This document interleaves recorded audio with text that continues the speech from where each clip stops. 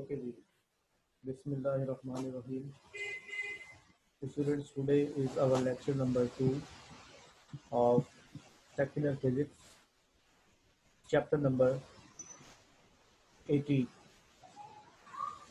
हमने lecture number 1 में Bohr atomic model को डिस्कस किया और बोहर एटॉमिक मॉडल में जो बात हमारे सामने आई थी वो ये कि इलेक्ट्रॉन जब किसी एक फिक्स सर्कुलर शेल में मूव करेगा तो वो एनर्जी को रिलीज या एब्जॉर्ब नहीं करता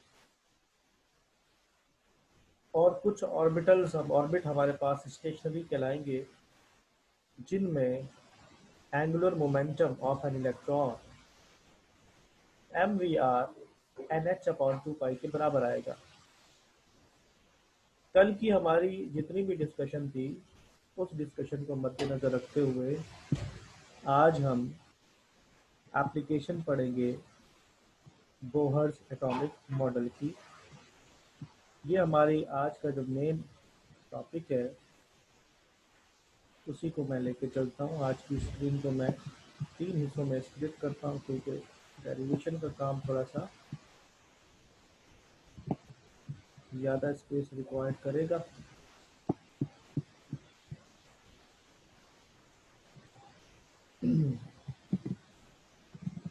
एप्लीकेशन ऑफ बोहर्स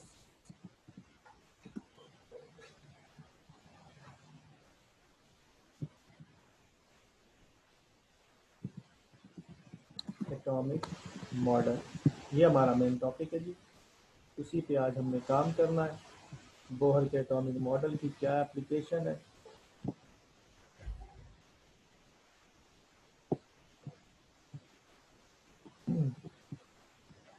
इसकी नंबर 1 जो एप्लीकेशन है वो हम स्टार्ट करते हैं। नंबर 1 है रेडियस ऑफ एन इलेक्ट्रॉन या रेडियस ऑफ एन ऑर्बिट। किसी भी ऑर्बिट के रेडियस को हम किस तरह मालूम करेंगे।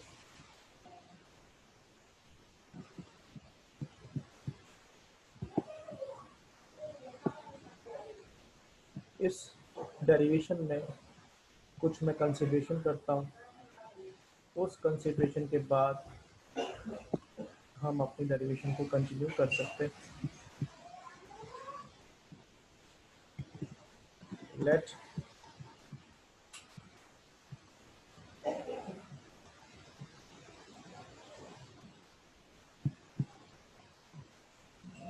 consider an atom of hydrogen in which single electron is orbiting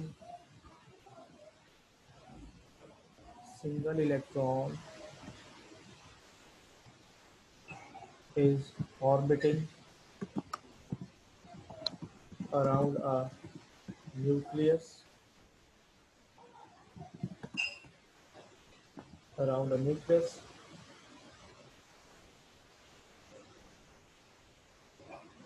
having single positive proton. ये हमारी कंसिडरेशन है कि हमने एक ऐसा एटम कंसीडर किया जिसमें एक पार्टिकल है कि हमारे पास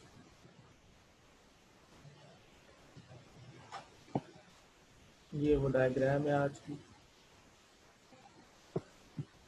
इसमें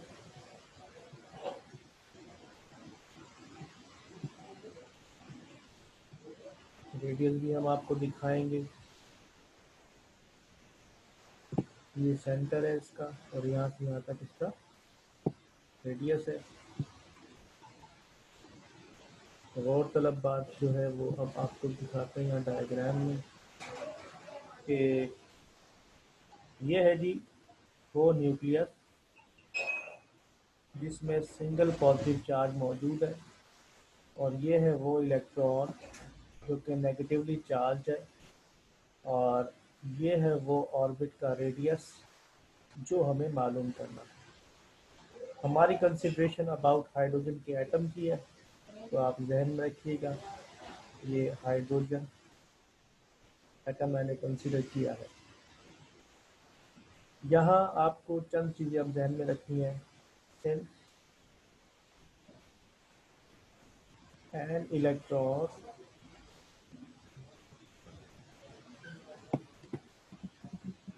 को मैं टाइप कर देता हूँ और अच्छा रहेगा।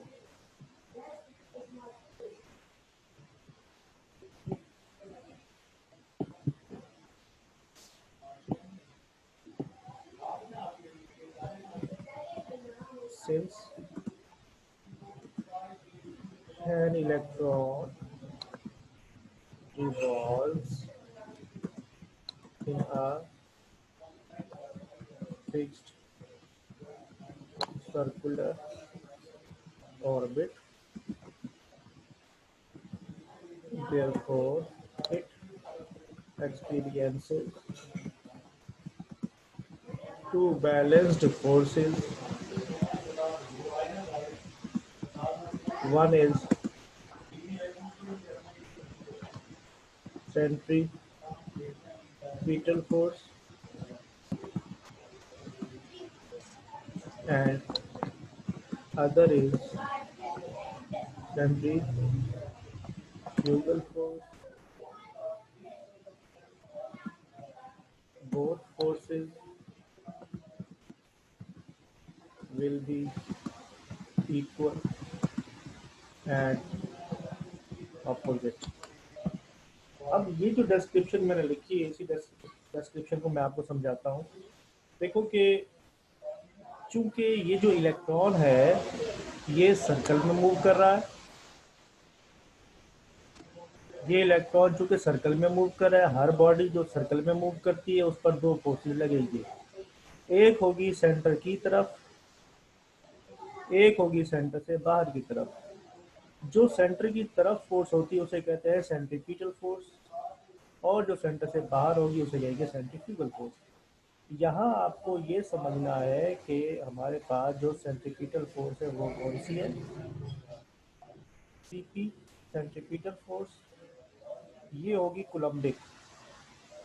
दो फोर्सेस, दो चार्ज पार्टिकल के दरमियान जो कूलम्बिक फोर्स होती है वो हम कूलम्स लॉ से निकालते हैं कि Q1 Q2 upon are square. लेकिन यहाँ पर हमारे पास जो Q1 और Q2 है वो दोनों इलेक्ट्रॉन्स हैं, तो इस वजह से हमारे पास ये जो F, ये जो हमारे पास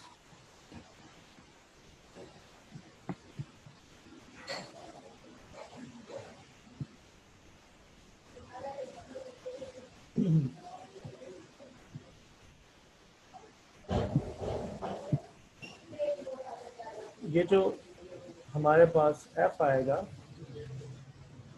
इसकी वैल्यू हो जाएगी A E square upon are square. ये आपको जहन में रखना है कि हमारे पास जो सेंट्रीफ्यूगल फोर्स है वो के ई स्क्वायर अपॉन आर स्क्वायर है। कहाँ से आई मैंने उसका हवाला भी आपको दे दिया।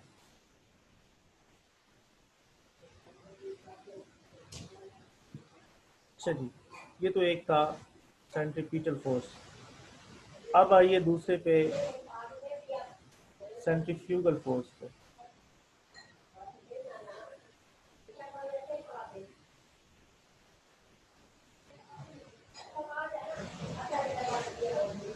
सिराज कुछ कहना चाह रहा है जी, सुन लेते हैं सिराज की। जी सिराज बताइए, मैंने अनम्यूट किया है आपको। जी सिराज बोले। हेलो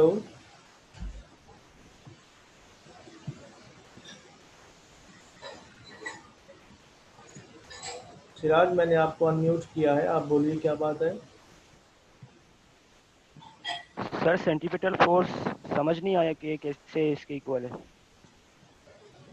मैं दोबारा बता रहा हूँ। देखो यहाँ पर इस सर्कुलर मोशन में इस इलेक्ट्रॉन को न्यूक्लियस ने अपनी तरफ अट्रैक्ट किया हुआ है। ये नेगेटिवली चार्ज है, यहाँ पॉजिटिव चार्ज है।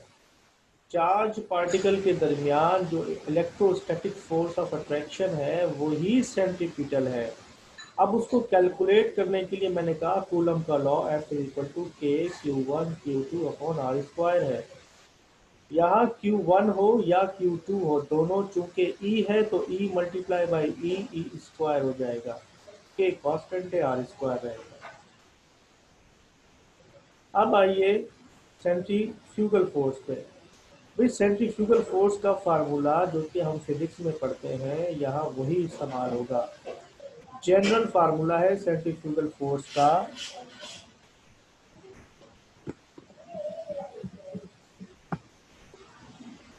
जो जनरल फार्मूला है सेंट्रीफ्यूगल फोर्स का वो है F is equal to m we square upon r. Centripetal और सेंट्रीफ्यूगल ये वो दो फोर्सेस है जिस पे हमने काम करना था, और मैंने दोनों के फार्मूले आपके सामने रख दिए। सेंट्रीपिटल फोर्स वाले फार्मूले को मैं कहता हूं कि वो मेरे लिए फार्मूला नंबर 1 है। इसको मैं कहता हूँ ये फार्मूला नंबर 1 है। उसको मैं कहता हूँ ये मेरे लिए कोई नंबर 2 है। यहाँ डिस्क्रिप्शन ये बनती है जी, since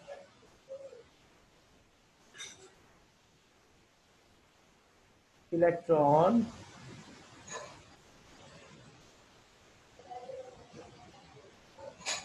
revolves in a circle, therefore centripetal force और centrifugal force दोनों बराबर होंगे। सेंट्रीपिटल फोर्स का फार्मूला मेरे पास आया है K E square upon are square. Centrifugal force का फार्मूला मेरे पास आया है M we square upon R. ये आर इस स्क्वायर से कट जाएगा तो के ई स्क्वायर अपॉन आर बराबर आ जाएगा एम वी स्क्वायर के। अगर मैं m को भी यहाँ से आइसोलेट कर दूँ तो वी स्क्वायर का फार्मूला मेरे पास आ जाएगा के ई स्क्वायर अपॉन एम और साथ में आएगा r। इसे मैं कहता हूँ ये मेरी क्वेश्चन नंबर 3 है। यहाँ आपको देखना ये होगा कि मैंने वी स्क्वायर की वैल्यू को आइसोलेट कर लिया है। क्यों वी स्क्वायर की वैल्यू को आइसोलेट किया अभी आपके सामने मैं एक्सप्लेन करता हूँ इसे भी। देखिए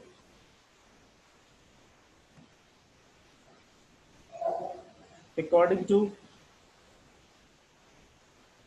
आप पूरा वर्ड अकॉर्डिंग लिखेंगे, अकॉर्डिंग टू बोहर पॉस्टुलेट।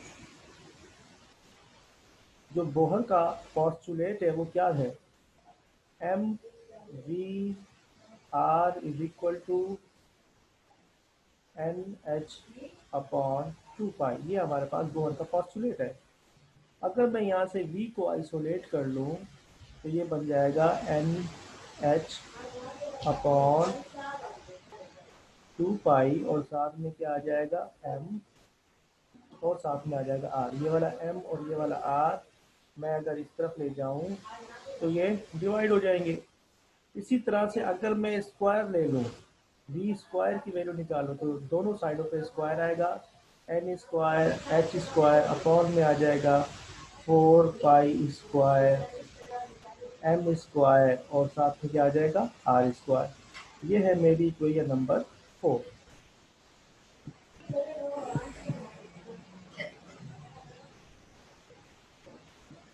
देखिए मैंने पहले जो इक्वेशन नंबर 3 में वैल्यू निकाली थी वो वैल्यू है वी स्क्वायर की। इक्वेशन 4 में जो मैंने वैल्यू निकाली है वो भी है वी स्क्वायर की। तो मैं इन दोनों को अब कंपेयर करता हूं। अगर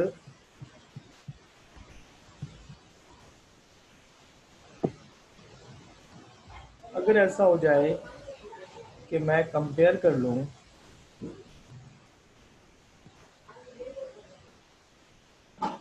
मैं यहाँ लिखता हूँ जी कंपेयर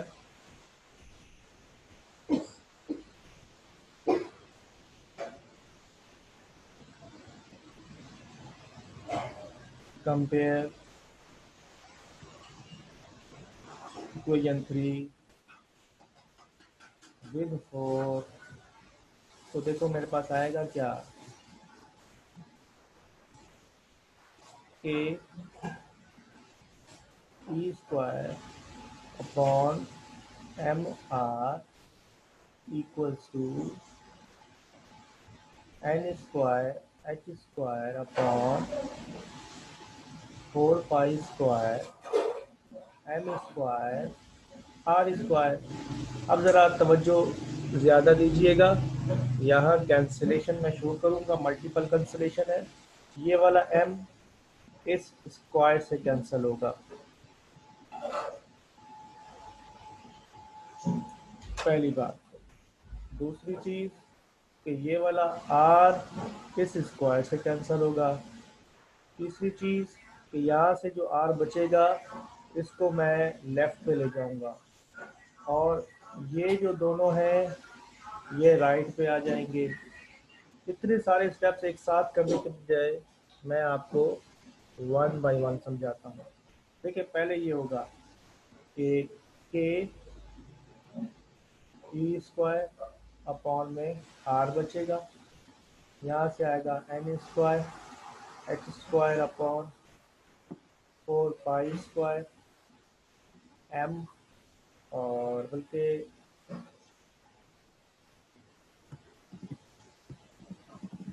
मैं गलत कर दिया, आर यहाँ नहीं आएगा, के ई स्क्वायर अपॉन में यहाँ कुछ नहीं आएगा, यहाँ से बचेगा n square H square upon 4 pi square m, और साथ में आ जाएगा are.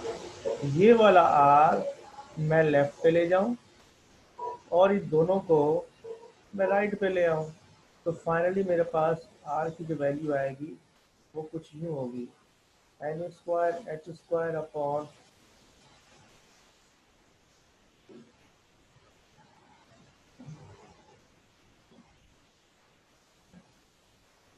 N square H square upon 4 pi square m, 4 pi square m, और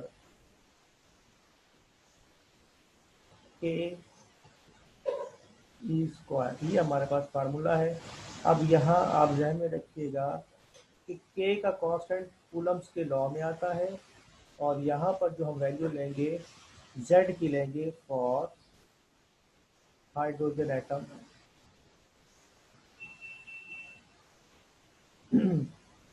तो फाइनली मेरे पास आर की जो वैल्यू आएगी वो ये है, n square H square upon 4 pi square m और जेड ई स्क्वायर। याद रहे मैंने के को जेड से रिप्लेस कर दिया है। क्यों रिप्लेस किया है? क्योंकि के कूलम्स लॉ का कांस्टेंट ज़रूर है, मगर एटम के केस में we are dealing with hydrogen atom, तो यहाँ के कांस्टेंट नहीं होगा, एटॉमिक नंबर कांस्टेंट होगा। ये वो फाइनल रिजल्ट है जो कि हमने आज मालूम किया for radius of N orbit. आप लोग काइंडली इसको अपने पास नोट भी ज़रूर करें, और मैं भी कोशिश करता हूँ कि इसके स्क्रीनशॉट और वीडियो आप तक पहुँचा सकूँ। और ये एक टॉपिक हमारा यहाँ मुकम्मल हुआ। इसके बाद मैं आगे डिस्कस करता हूँ, इसे आप लोग जल्दी से नोट कर लें।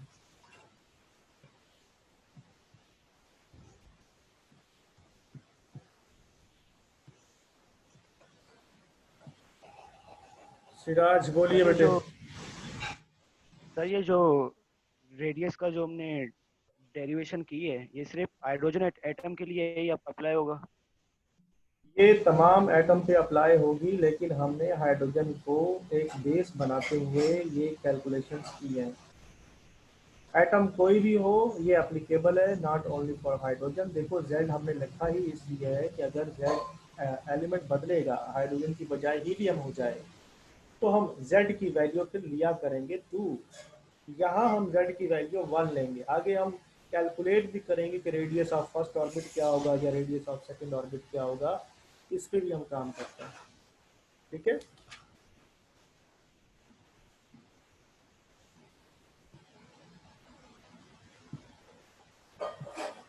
ओके जी। N square H square upon 4 pi square M Z ई स्क्वायर, इसको याद करें अभी से, फौरन से आप इसको याद करें कि ये आर की वैल्यू है, रेडियस की ये वैल्यू है। इससे मैं आगे बात करता हूँ।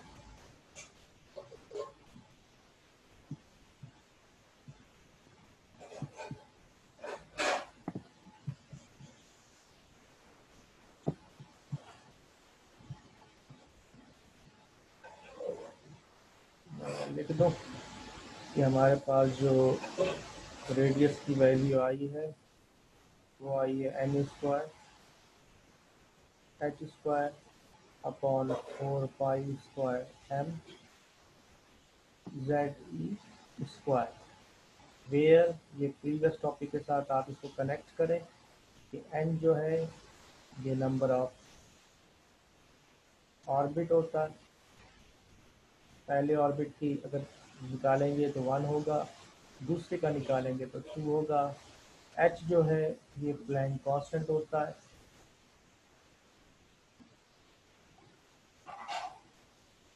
प्लैंक कांस्टेंट की वैल्यू आप सब जानते हैं, 4 पाई को भी जानते हैं।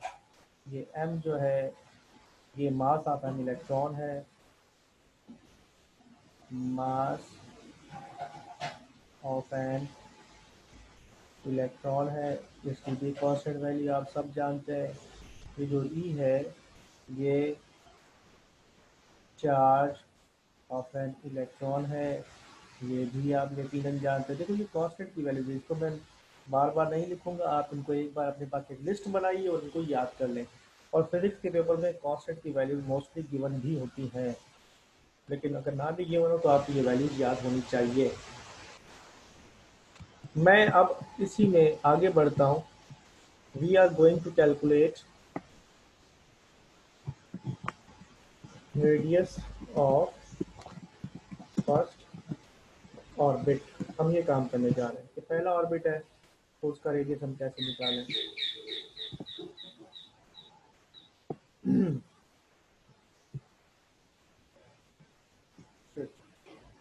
देखिए हमारे पास रेडियस ऑफ फर्स्ट ऑर्बिट निकालने के लिए जो तरीक़ेकार होना चाहिए वो ये कि हम लिखेंगे सबसे पहले कि we have,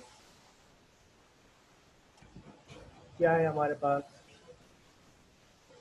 radius is equal to N square H square upon 4 pi square M Z E square. ये हमारे पास आ गया। तो पहली बात कि फॉर हाइड्रोजन एटम,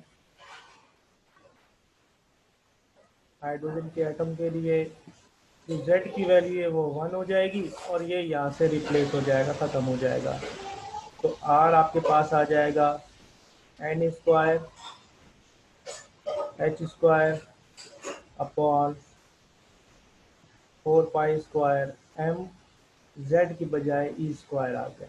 अब देखिए मैंने एक कांस्टेंट के ग्रुप को अलग कर दिया, h 4 pi square m e square, इसको मैंने अलग कर दिया। इसको अलहदा इसलिए किया गया है ताकि इन सब की वैल्यू को आप पुटअप कर लें। इन सब की वैल्यूज को जब आप पुटअप कर लें तो आपके पास एक कांस्टेंट वैल्यू आ जाएगी।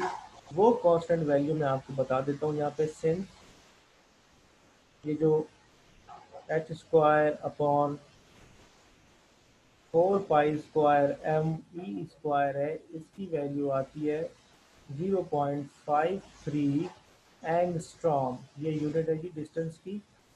देयरफॉर आर की जो वैल्यू आएगी वो आ जाएगी n square multiply by 0.53 angstrom. ये हमारे पास एक फाइनल रिजल्ट है जिसको हम यूज करते हुए रेडियस किसी भी ऑर्बिट का होगा हम कैलकुलेट कर सकते हैं, चाहे फर्स्ट का हो, सेकंड का हो, थर्ड का हो। ये आपके पास एक डेरिवेशन आ गई जिसको हम बेस बनाते हुए यूज करेंगे। आ जाओ।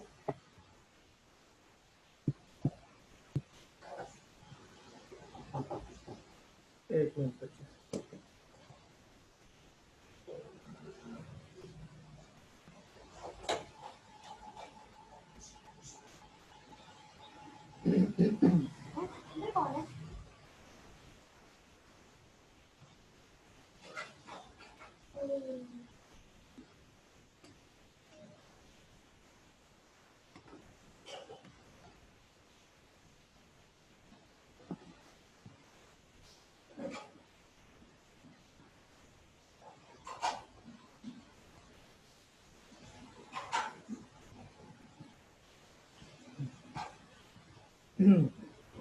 अच्छा जी बेटे, अब हमने इसको बेस बनाते हुए आगे बढ़ना है जी। ये है फॉर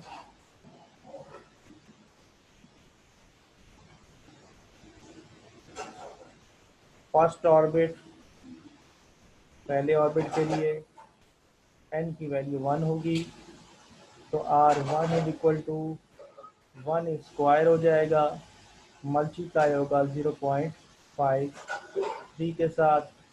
तो फर्स्ट ऑर्बिट का रेडियस भी यही है 0.53, और इसके साथ जो यूनिट है वो एंगस्ट्रॉम की लगेगी। अच्छा, पेपर में अगर कहा यह जाता है आपको कि रेडियस ऑफ फर्स्ट ऑर्बिट निकालो,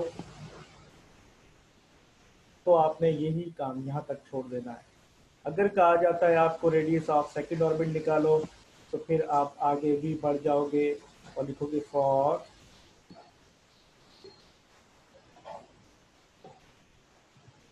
सेकंड ऑर्बिट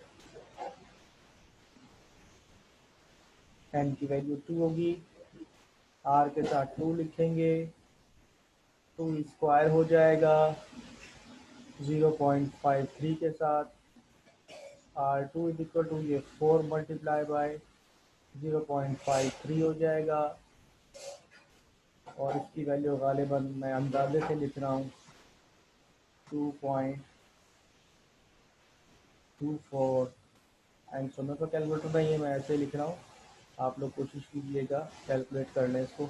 ये और ये हमारे रिजल्ट है, ठीक है जी। आप सबको चाहिए कि इसको अच्छे से देख लें कि हमारी जो फर्स्ट डेरिवेशन थी, उस फर्स्ट डेरिवेशन में हमने किया क्या। हमने r is equal to N square H square upon 4 pi square M Z E square में सबसे पहले z को रिप्लेस किया ताकि हाइड्रोजन पर बात हो जाए और ये टॉपिक नंबर 1 हो जाए। फिर इसी तरह से हमने कांस्टेंट के ग्रुप को अलहदा किया और उनकी वैल्यूज को पुटअप किया। या तो आप डायरेक्ट ये याद कर लें कि ये तमाम ग्रुप जो है ये आपको 0.53 एंगस्ट्रॉम देंगे, नहीं तो फिर आप बाकायदा वैल्यूज को पुटअप करके खुद कैलकुलेट करके भी प्रैक्टिस कर लें, देख लें, ताकि आपको इस पर यकीन आ जाए।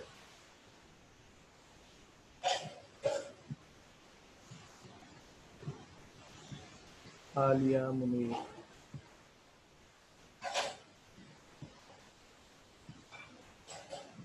जी बेटे आलिया बोलो, ऊंचा बोलो ऊंचा। सर हम बोल रहे हैं कि 0.53 है, ये 56 नहीं है। 0.53 है ये, वो नीचे मैं, अच्छा अच्छा अच्छा, ठीक है ठीक है, उसको मैं करेक्ट, मैं उसको करेक्ट कर देता हूँ। आलिया तो कहना ये है कि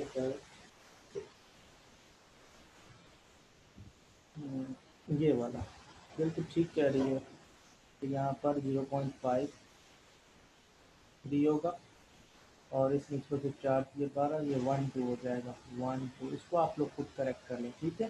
what ever is the answer, that's how we done it. और हम इसको आगे लेके चलते हैं जी। मैं इसका स्क्रीन शॉट ले रहा हूँ और स्क्रीन शॉट आप तक डेली बेसिस पे पहुँचाए जा रहे हैं। डेली बेसिस पर आपके पास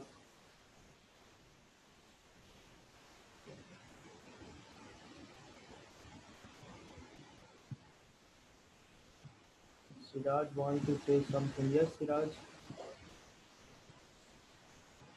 यस सिराज बोलो।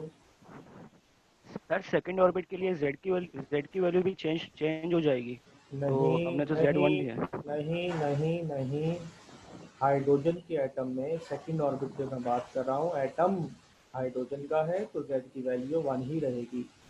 और ये याद कर लो कि हमारी स्टडीज में सिर्फ हाइड्रोजन तक की स्टडी है, किसी और पर कोई हमारी डिस्कशन नहीं होगी, तो Z होगा ही 1 हमारे लिए, पहली बात। दूसरा, ऑर्बिट पहला हो या दूसरा एटॉमिक नंबर तो नहीं बदलता, एटॉमिक नंबर सेम ही रहेगा। ओके जी, आई होप आप समझ गए होंगे। अब मैं स्क्रीन को क्लियर भी करता हूँ, बट मेरी बात सुने सारे स्टूडेंट्स। बेटे यहाँ पर हो ये रहा है,